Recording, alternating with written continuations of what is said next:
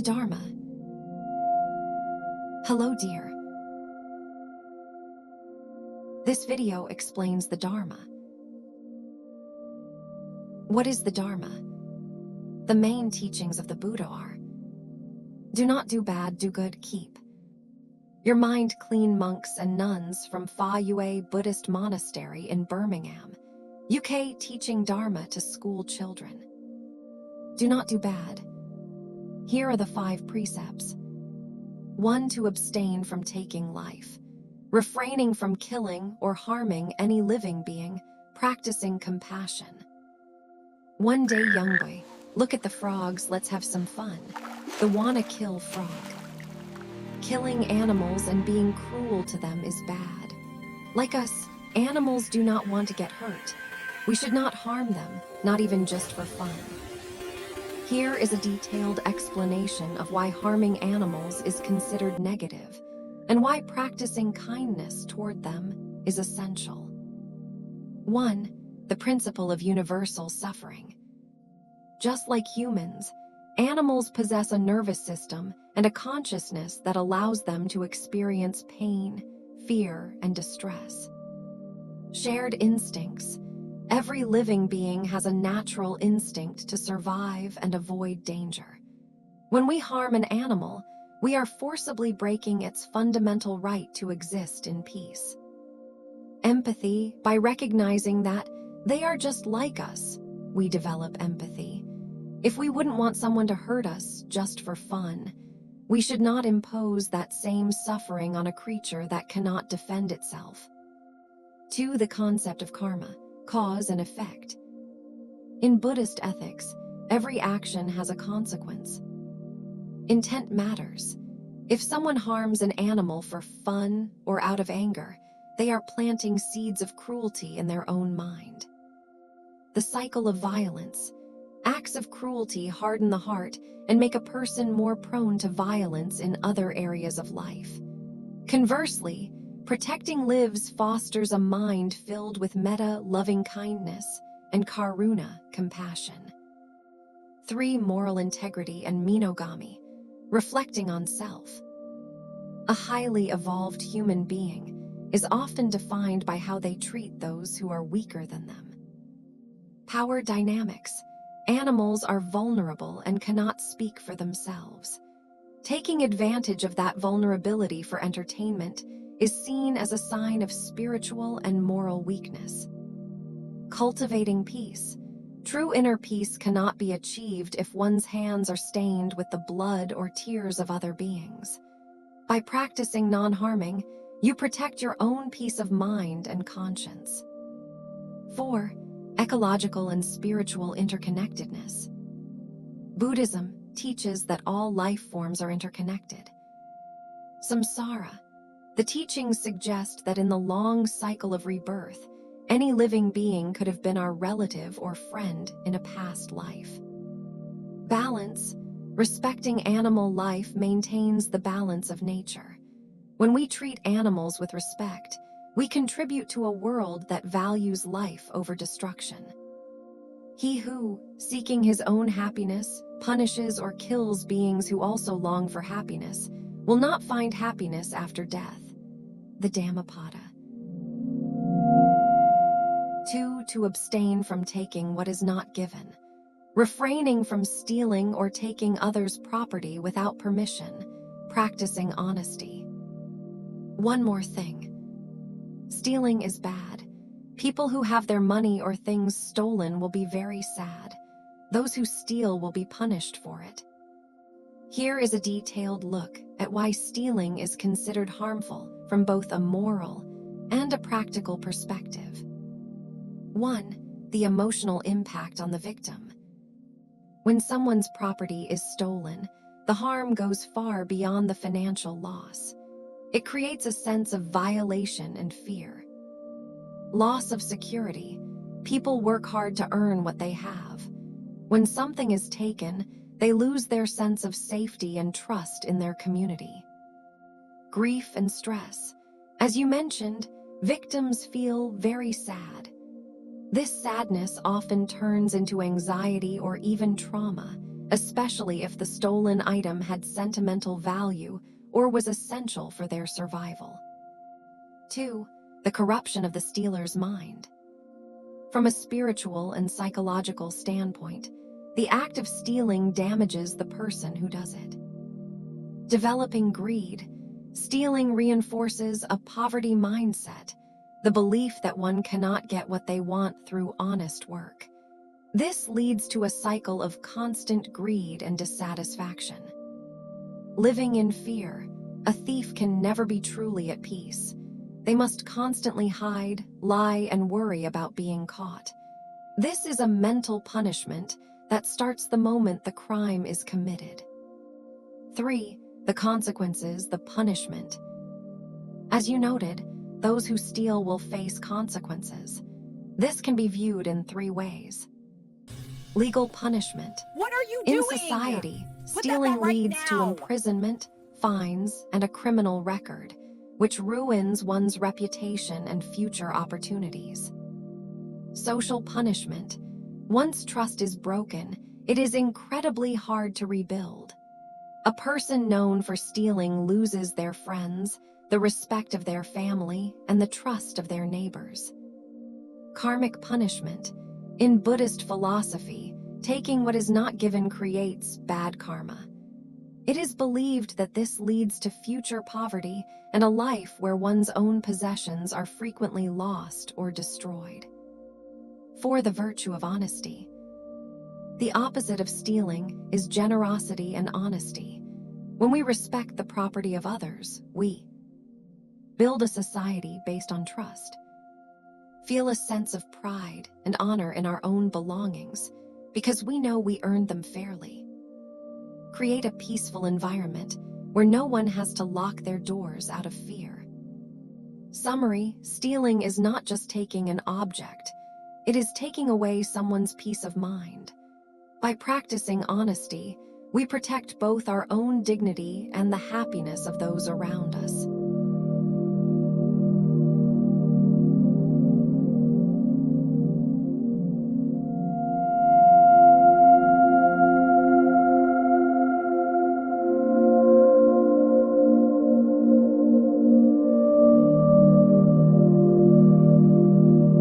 To abstain from sexual misconduct. Refraining from adultery or harmful sexual behavior, practicing respect in relationships. The 3rd precept is deeply focused on the concepts of loyalty, respect, and protection. While it is often summarized as avoiding adultery, its deeper meaning is about honoring the emotional and physical boundaries of others. Here is a detailed breakdown of why this precept is essential for a happy life and a stable society. 1. The foundation of trust. A healthy relationship, especially a marriage or a partnership, is built on a foundation of trust. Betrayal. When someone commits adultery, they break a sacred promise. This betrayal causes deep emotional pain, often leading to the complete breakdown of the family unit. Security. By refraining from sexual misconduct, you provide your partner with a sense of security and emotional safety.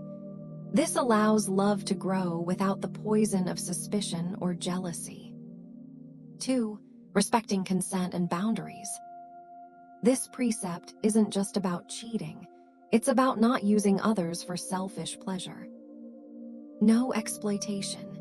It means not engaging in sexual acts that harm others, involve force, or involve those who are already in a committed relationship or are under the protection of their parents, minors.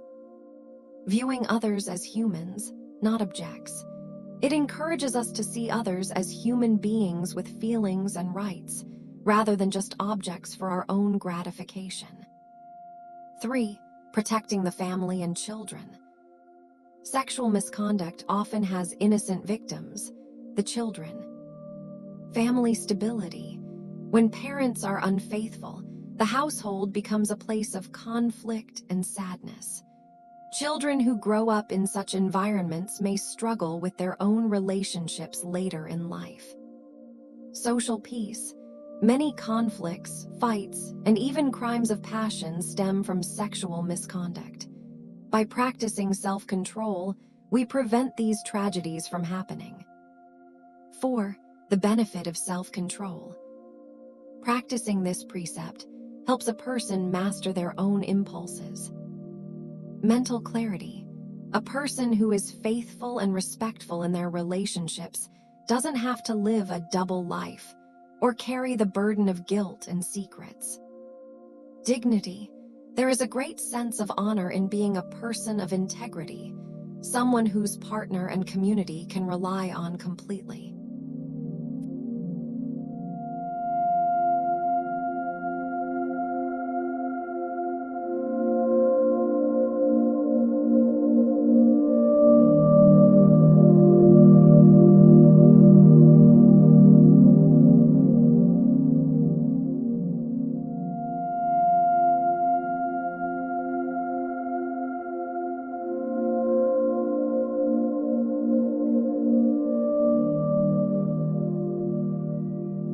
Four, to abstain from false speech, refraining from lying, harsh words, or gossip, practicing truthfulness.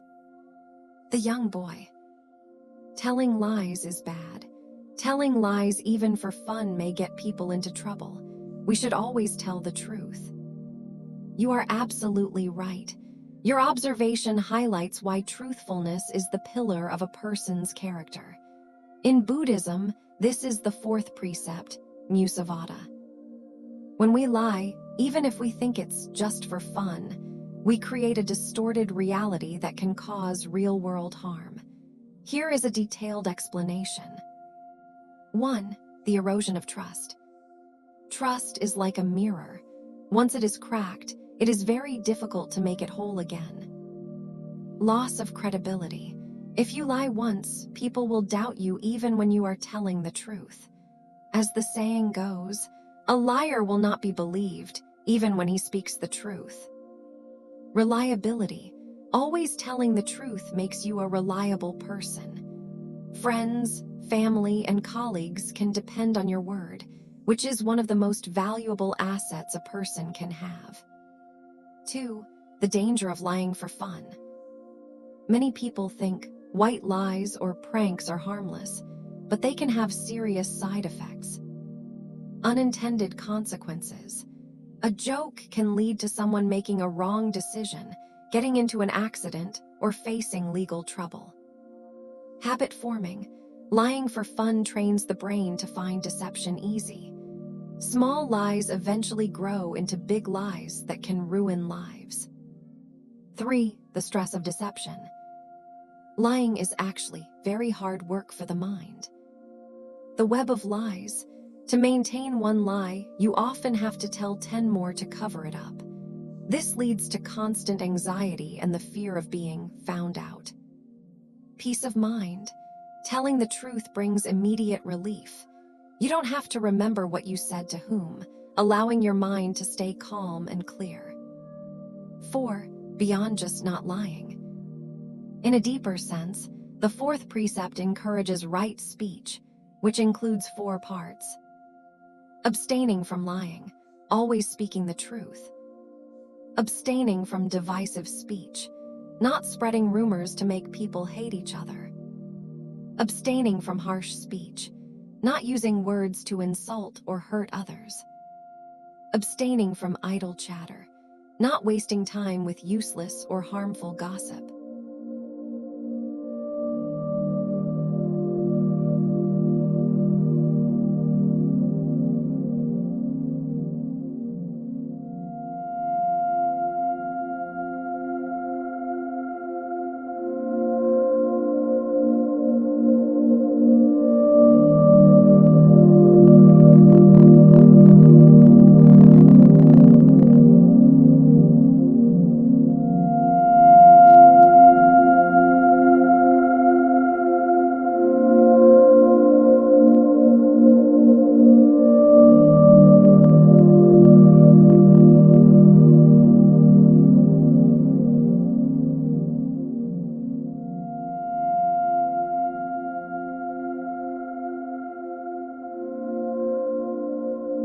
Do good.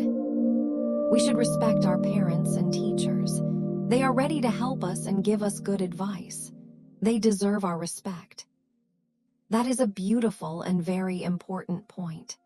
In many cultures, and especially in Buddhist teachings, respect for parents and teachers is considered one of the highest blessings a person can practice. While the 5 precepts are about what we should not do, avoiding harm, respecting parents and teachers is a positive action that builds our character and future. 1. Why parents deserve respect. Parents are often referred to as our first teachers, Pabacharya, and even Brahmas, noble beings of the home. Selfless sacrifice. From the moment we are born, parents sacrifice their time, energy, and comfort to ensure we are fed, clothed, and safe. The debt of gratitude. It is said that even if we carried our parents on our shoulders for 100 years, we could never fully repay the debt of their kindness. We show respect to acknowledge the immense love they have given us. 2. Why teachers deserve respect. Teachers provide us with the eyes to see the world, which is knowledge. Guidance and wisdom. As you mentioned, they are ready to give good advice. They don't just teach facts, they teach us how to be good citizens and how to distinguish right from wrong. Empowerment. Without teachers, we would remain in the dark. They give us the tools to build our careers and fulfill our dreams. 3. How respect benefits us. Respecting those who are older and wiser is not just for their benefit. It helps us grow. Humility. It removes pride. When we are humble enough to listen to our parents and teachers, we become teachable. Avoiding mistakes. Because they have lived longer, they can see dangers that we cannot. Following their advice is like having a map through a difficult forest. Setting an example. When we respect our elders, we set a standard for the next generation. One day, when we are parents or teachers, we will be treated with the same respect we gave others. 4. How to show respect action. Respect is more than just a feeling. It is shown through our behavior. Listening, paying attention when they speak and not interrupting. Helpfulness, assisting them with tasks without being asked. Polite speech, using soft and respectful words even if we disagree with them. Applying their teachings. The best way to respect a teacher is to actually use the knowledge they gave you to do good in the world. We should help one another. Everyone needs help at times. Helping each other will make everybody happy. That is a wonderful and heart-centered philosophy. This principle of mutual help is what turns a group of individuals into a community. In many traditions, this is called dana, generosity, and metta, loving kindness. Here is a detailed explanation of why helping one another is the key to a happy life. 1. The reality of interdependence. No human being is an island. We all rely on others more than we realize. From birth to old age, we need help when we are babies to survive, and we often need help when we are elderly. In between, we rely on farmers for food, builders for shelter, and doctors for health. Shared strength. When we help each other, we combine our strengths. One person might have the physical strength to lift something, while another has the knowledge to fix it. Together, they can solve any problem. 2. The psychology of happiness, the helper's high. Science and spirituality both agree. Helping others makes the helper happy. Inner satisfaction. When you help someone, your brain releases chemicals that make you feel peaceful and content. It gives your life a sense of purpose. Reducing selfishness. Helping others shifts our focus away from our own small problems. It opens our hearts and makes us feel more connected to the world. 3. Creating a safety net. As you said, everyone needs help at times. By helping someone today, You are building a world where people will be there for you tomorrow. The cycle of kindness. When you help person A, they feel inspired to help person B. This creates a ripple effect of kindness that eventually makes the whole society safer and friendlier. Trust. A community where people help each other is a community where there is very little fear. You know that if you fall, someone will be there to pick you up. 4. Different ways to help. Helping doesn't always require money or great effort. Sometimes the smallest acts are the most meaningful. Giving time, listening to a friend who is sad. Giving knowledge, teaching a classmate something they find difficult. Giving effort, helping an elderly neighbor carry their groceries. Giving encouragement, simply telling someone you can do it when they are feeling discouraged. We should make friends with good people. They will help us to become better people. It is best to keep away from people who do bad. Here is a detailed look at why your choice of friends is one of the most important decisions you will ever make. 1. The scent of friendship. There is an old saying, if you wrap rotting fish in a piece of paper, the paper will soon smell like rotting fish. If you wrap fragrant sandalwood in a piece of paper, the paper will soon smell like sandalwood. Influence. We are like that paper. We naturally absorb the habits, language, and attitudes of the people we spend time with. Subconscious growth. If your friends are honest and hardworking, you will find yourself becoming more honest and hardworking without even trying. 2. Good friends are mirrors. A good friend, a true friend, acts as a mirror for your character. Encouragement. When you do something good, they cheer for you and help you keep going. Constructive correction. When you make a mistake, a good friend has the courage to tell you the truth, not to hurt you, but to protect you from going down the wrong path. Support in hard times. They don't just stay for the fun times, they are the ones who stay when life gets difficult. 3. Why it is best to keep away from bad people.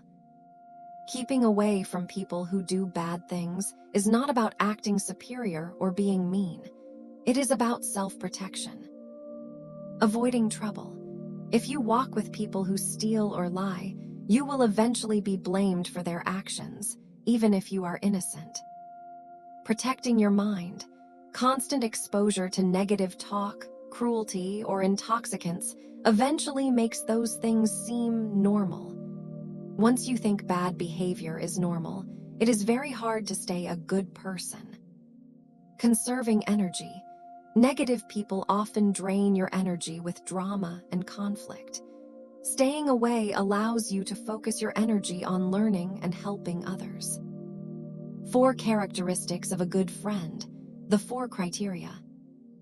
According to the Buddha's teachings in the Sigalovada Sutta, a true friend is the helper, one who protects you when you are vulnerable and is a refuge in times of fear. The constant friend, one who shares their secrets with you, keeps your secrets safe, and does not abandon you in trouble. The mentor, one who restrains you from doing evil, encourages you to do good, and shows you the path to progress. The sympathetic friend, one who rejoices in your success and feels your sorrow in failure. Keep your mind clean. A clean mind is the captain of the ship. If the captain is drunk or confused, the ship will crash, even if it is a good ship. 1. Why a clean mind is essential. The mind is the source of all our actions. If the mind is clouded by drugs, alcohol, or even intense anger and greed, we lose our mindfulness, sati. The key to all precepts. When the mind is dirty or intoxicated, a person who is usually kind might become violent, breaking the first precept, or someone who is usually honest might start lying, breaking the 4th precept. Clear vision. A clean mind allows you to see things as they truly are. You can distinguish between a good friend and a bad friend, and between a right action and a wrong one. 2. How to clean the mind. Just as we wash our bodies every day, we must wash our minds. We do this through avoiding toxins, staying away from substances that make us lose control. Meditation, spending a few minutes in silence to let the dust of the day settle. Right thoughts, filling the mind with kindness, metta, instead of grudges. 3. The benefits of a clean mind. Better memory. You learn faster and remember what your teachers tell you. Emotional balance. You don't get angry or sad as easily because your mind is strong. True happiness. The happiness from a clean, peaceful mind is much deeper and lasts longer than the fake happiness from intoxicants. Selfish thoughts make your mind unclean. When people are selfish, they only think about themselves. No one likes selfish people. We should not have selfish thoughts. Here is a deeper look at why overcoming selfish thoughts is the secret to a clean and happy mind. 1. The prison of me, myself, and I. When a mind is filled with selfish thoughts, it becomes very small. Constant worry. A selfish person is always worried. Will I get enough? What if someone takes my things? Why did they get more than me? This constant worry makes the mind heavy and unclean. Isolation. As you correctly noted, no one likes selfish people. Selfishness drives friends and family away, leaving the person lonely in their own small world. 2. Selfishness versus self-care. It is important to distinguish between the two. Self-care, taking care of your health and mind so you have the strength to help others. Selfishness, wanting to take from others or refusing to share, even when you have more than enough.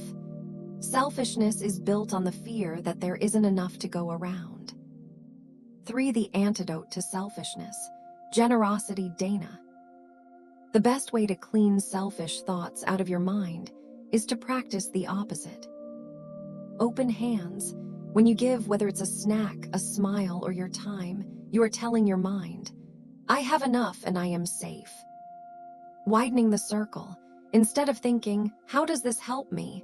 Try thinking, how does this help us? This shift in thought immediately makes the mind feel lighter and cleaner. 4. The beauty of selflessness. When you drop selfish thoughts, something amazing happens. Natural popularity. People are naturally drawn to those who are generous and thinking of others. You don't have to try to make friends, they will come to you. Freedom from jealousy. If you aren't selfish, you feel happy when others succeed. This means you have more reasons to be happy every day. Your full mind cleaning guide. We have now built a complete philosophy together. Let's look at the final summary of what we've discussed. To keep the mind clean. Instead of practice generosity, being selfish, speak the truth, telling lies, show respect, being arrogant, protect life, being cruel, stay mindful, using intoxicants. Don't be greedy as it makes your mind unclean. When a greedy boy eats too much, he gets ill and feels terrible. In the same way, wanting too much of anything, such as toys and games, is not good for us. We should not have greedy thoughts. You have perfectly captured the essence of moderate living and the danger of greed, labha. Greed is like a fire. The more fuel you give it, the hotter it burns, but it never feels satisfied. Your example of the boy eating too much is a perfect lesson in cause and effect. Here is a detailed look at why greed makes the mind unclean and how to overcome it. 1. The physical and mental stomach ache. Just as the body has a limit to how much food it can digest, the mind has a limit to how much stuff it can enjoy. The sickness of excess. When we have too many toys, games, or clothes, we stop appreciating them. Instead of joy, we feel overwhelmed and cluttered. This is the mental illness of greed. The burden of maintenance. The more things you must have, the more you have to worry about protecting them, cleaning them, and losing them. A greedy mind is never at rest. 2. The illusion of one more. Greed tricks the mind into thinking, if I just get this one more thing, I will be happy. The endless chase. Once you get that toy, the mind immediately wants the next one. This prevents you from being happy now. The unclean mind. A mind focused on wanting is like a dusty window. You cannot see the beauty of what you already have because you are too focused on what you don't have.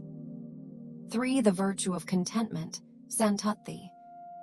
The opposite of greed is contentment, the ability to feel that what I have is enough. True wealth. A person who is content is the richest person in the world, even if they have very little, because they don't need anything else to be happy. Freedom. When you stop being greedy for toys or games, you are finally free to actually enjoy them. 4. How to practice clean thinking. To keep greed from making your mind unclean, you can use these 3 steps. Recognition. When you feel a strong want, ask yourself, do I need this or is this just greed? Sharing. If you have many toys, give one away. This breaks the power that things have over your mind. Gratitude. Every day, think of 3 things you already have that make you happy. This washes the mind and keeps it clean. Angry thoughts make your mind unclean. When we lose our temper easily, we upset other people. Then no one wants to be our friend and we will be sad, so we should not have angry thoughts. 1. The loss of control. When the boy in the yellow shirt gets angry because someone called his football rubbish, he loses his ability to think clearly. Physical harm.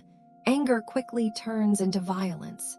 He hits his friend, which causes physical pain and breaks the first precept, not harming others. Mental cloudiness. In that moment of heat, he forgot about friendship and kindness. His mind became unclean with the desire to hurt. 2. The social consequence. As the text says, no one wants to be our friend and we will be sad. Broken trust. Anger creates fear. If you lose your temper easily, people will be afraid to talk to you or play with you because they don't know when you might get angry again. Loneliness. By acting on anger, the boy risks losing his friend. Being right about a football is not worth losing a real friendship. 3. The path to peace. Forgiveness and patience. The man in the suit, the teacher or elder, provides the cleansing solution. Shake hands and be real friends to each other. Patience, Kanti. This is the cooling water for the fire of anger. It means staying calm even when someone says something we don't like. Forgiveness. Letting go of the angry thoughts allows the mind to become clean again. It heals the relationship and brings back happiness. Summary of your clean mind philosophy. You have now identified the 3 major things that make a mind unclean. Selfishness, wanting only for yourself. Greed, wanting too much and never being satisfied. Anger, losing your temper and wanting to hurt others. By avoiding these 3, your mind stays bright, clear, and full of peace. You have done a wonderful job exploring these ethical lessons. Since we have finished discussing the 5 precepts and these mental qualities, would you like me to create a golden rule poster for you that summarizes all these lessons? No killing, no stealing, no lying, no greed, and no anger in one place.